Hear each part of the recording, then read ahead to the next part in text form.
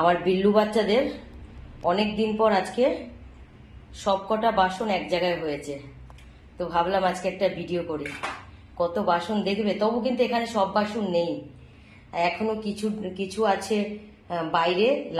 লাডুকে বাইরে খেতে দিই, আর ব্যালকনিতেও আছে, ব্যালকনিতে 4 জন আছে, সেখানেও এখনো কিছু বাসন আছে, আর ঘরেও ক্যাট ফুড রাখা কিছু বাসন আছে।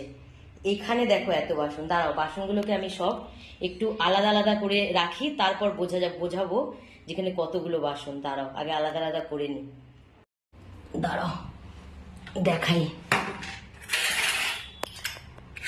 তাহলে বোঝা যাবে যে এখানে ওদের কত বাসন। দাঁড়াও দাঁড়াও,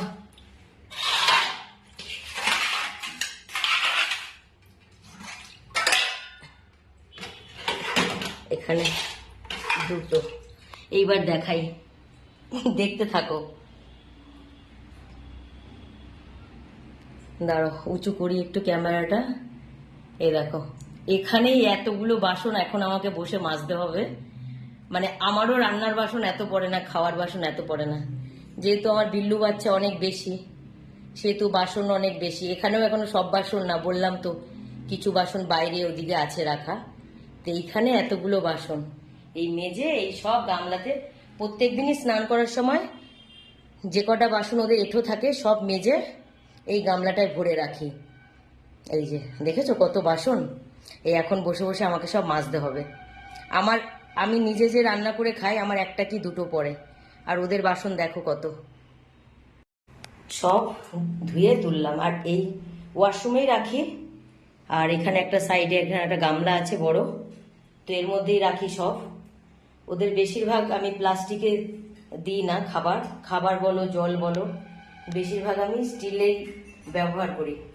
খুব না থাকলে তখন হয়তো দিই, মানে থাকলে আমি কিন্তু দিই না। আমার এখানে যত বাসন সবই স্টিলের, ওদের প্লাস্টিকের বাসনে খাবার বা জল দেওয়া কোনোটাই ঠিক না। এই যে আজকের মতন স্নান করার সময় সব মেজে তুলে নিলাম, আবার কালকে দুপুরবেলা স্নানের সময় এইরকমই সেম বাসন পড়বে। দেখো একটা বড় গামলা ভরে গেছে, এখনো এর মধ্যে সব বাসন কিন্তু নেই, অনেক বাসন এখনো বাইরে আছে। তো দেখেছো তোমরা আমার এই বিল্লু বাচ্চাদের কত বাসন। তোমাদের এত বাসন হয়, আমি মেজে মেজে পারি? এত কাজ করতে পারি আমি? হ্যাঁ। তারপরে এই যে সকালে উঠেই আমি ওদের একটা মেন কাজ করি কি, এই যে এক বান্ডিল ঘাস এনে বাগান থেকে কেটে এইটা কিন্তু ঝুলিয়ে দিই প্রত্যেকদিন সকালে। এই যে আজকে ঘাস খেয়ে, এবার অনেকেই ঘাস খেয়ে বমি করে না, কিন্তু যার যখন শরীরে প্রবলেম থাকে সে সেটা তখন বমি করে। আজকে অনেকেই বমি, আজকে বেশ ঘরের 2-3 জায়গায় বমি পেলাম।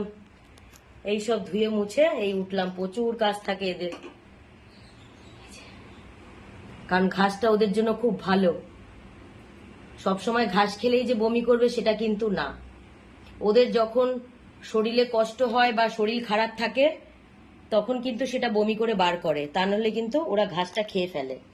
এই যে, আর আমি কিন্তু এই ঘাসটা প্রত্যেক দিনই মর্নিং এ কিন্তু আগে বাগান দিয়ে গিয়ে কেটে ওদের এই ঘাসটা দিই। তো দেখেছো ছোটু, এত বাসন কে মাজবে বাবা? হ্যাঁ, ঘরে কে বমি করেছে এত?